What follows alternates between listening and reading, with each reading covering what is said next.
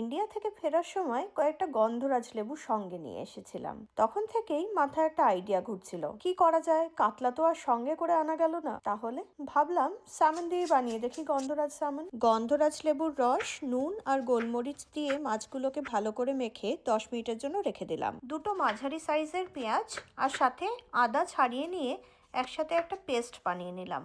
দইয়ের সাথে কাজু বাদাম ব্লেন্ড করে একটা পেস্ট বানিয়ে নিলাম। এবারে একে একে মাছগুলোকে হালকা করে ভেজে তুলে রাখলাম। এলাচ, লবঙ্গ, দারচিনির সাথে তেজপাতা দিয়ে একটু নেড়েচেড়ে দিয়ে দিচ্ছি পেঁয়াজ আর আদার পেস্টটা।